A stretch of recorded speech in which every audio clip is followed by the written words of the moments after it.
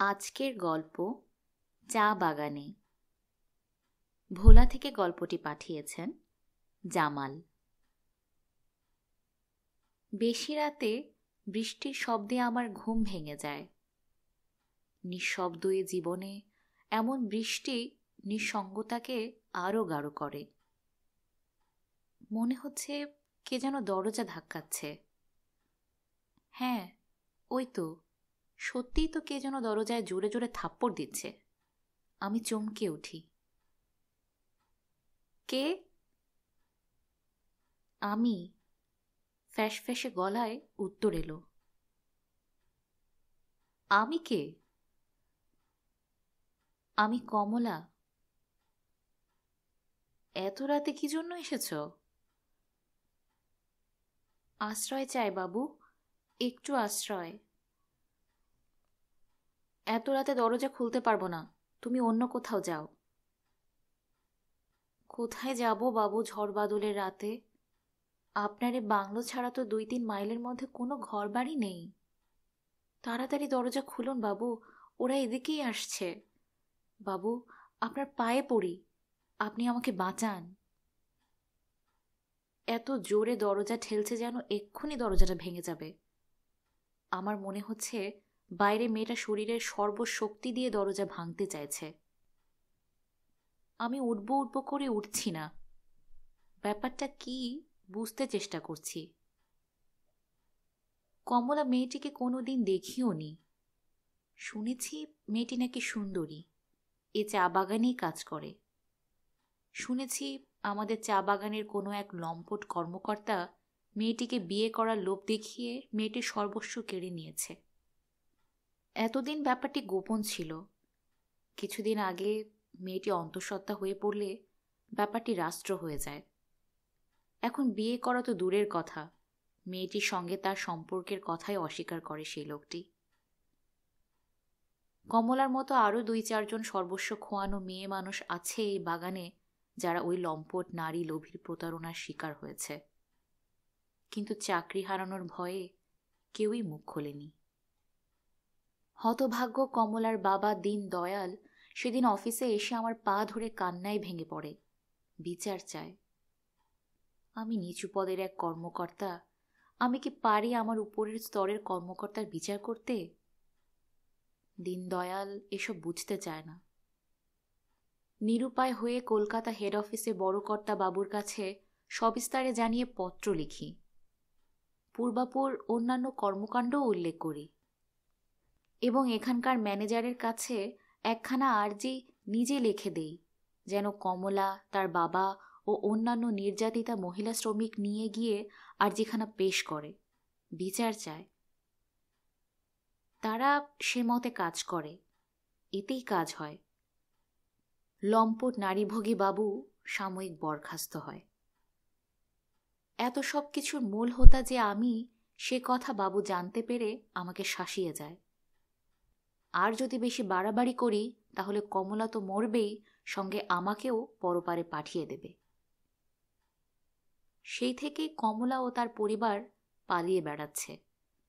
আমিও আর কোনো খোঁজ করতে পারিনি, কাজের চাপে ব্যস্ত ছিলাম। শিলিগুড়ি জলপাইগুড়ি এলাকা বর্ষাপ্রধান এলাকা। বৃষ্টি শুরু হলে একটানা 7 দিন পর্যন্ত ঝরতে থাকে বিরামহীনভাবে। পথঘাট নদীনালা ভরে উঠছে, ঘর ছেড়ে বের হওয়ার জো থাকে না। মাঝে মধ্যে কোম্পানির গাড়ি এসে অফিসে নিয়ে যায়। আজ 2 দিন ধরে বৃষ্টি হচ্ছে একদম মুষলধারে। মোমবাতি জ্বালিয়ে প্রতিদিনের রোজনামচা লিখে শুয়ে পড়েছি। দরজায় কড়া নাড়ার শব্দে আমার ঘুম ভেঙে যায়। খুব জোরে দরজা ধাক্কাচ্ছে। বাবু, বাবু দরজা খুলুন, তাড়াতাড়ি খুলুন, ওরা এদিকেই আসছে। আমি ভাবলাম ওরা সবাই মিলে আমার সঙ্গে কোনো ষড়যন্ত্র করছে না তো? মেয়েটাকে ইচ্ছা করে এই ঘোর বর্ষার রাতে আমার ঘরে পাঠিয়ে দিয়ে আমাকে ফাঁসাতে চাইছে না তো? এরকম হওয়া বিচিত্র কিছু নয়।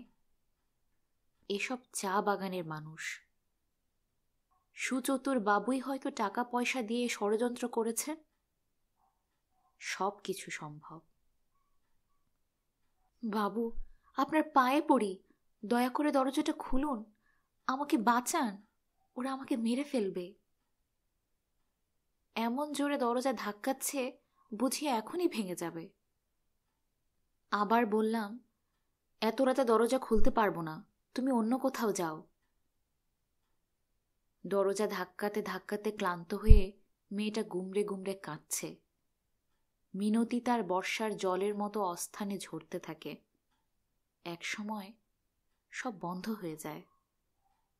কানে শুধু আসতে থাকে বৃষ্টির শব্দ, রিমঝিম রিমঝিম রিমঝিম। আমিও রাতের নিস্তব্ধতার মতো নিশ্চুপ থাকি। কখন ঘুমিয়ে পড়ি জানি না। ভোরে ঘুম থেকে উঠে দরজা খুলেই স্তব্ধ হয়ে যায়। মাথা ভূমিতে নুয়ে প্রণামের ভঙ্গিতে কমলা মরে আছে। আমি চিৎকার করে জ্ঞান হারাই। নিজেকে ক্ষমা করতে পারিনি। আমার অবহেলায় মেয়েটি মারা গেছে। মারা গেছে পেটের নিষ্পাপ সন্তানটিও। কি হতো অসহায় মেয়েটিকে যদি আশ্রয় দিতাম? ষড়যন্ত্র যদি তারা করেই থাকতো, কি হতো ফলাফল? মেয়েটিকে বিয়ে করতে হতো, তার সন্তানের বৈধতা হতো, এর বেশি আর কি হতো? মেয়েটা তো বেঁচে যেত। শাস্তিস্বরূপ আজও একা আছি, বিয়ে করিনি।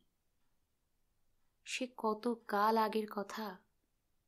চাকরি থেকে রিটায়ার করেছি, অনেক বছর হলো। এখন কলকাতায় বসবাস করছি। এখনো ঘন ঘোর বর্ষা রাত এলে হ্যালুসিনেশনে ভুগি। আজও ঘুম থেকে উঠে দরজা কড়া নাড়ার শব্দে মন বিভ্রান্ত হয়, কান বিভ্রান্ত হয়। আজও কানে বাজে সেই মেয়েটির কণ্ঠস্বর, আমি কমলা, তাড়াতাড়ি দরজা খুলুন। আমি প্রায় ছুটে এসে দরজা খুলি। কেউ নেই। বাইরে গাঢ় অন্ধকার, নীরবতা। এই অন্ধকারেই দেখতে পায় চা বাগানের সেই দিনগুলোকে। বর্ষণমুখর রাতে অমনি করে শুনতে পায় কড়া নাড়ার শব্দ।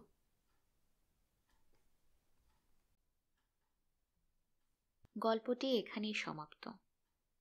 কেমন লাগলো এই গল্প শুনে কমেন্ট করে জানান আমাকে, আর শেয়ার করে অন্যদের জানান এই গল্পটা। সাবস্ক্রাইব করে না থাকলে এখনই করে ফেলুন। আপনার গল্পের অপেক্ষায় থাকলাম। আজকের মতো বিদায়।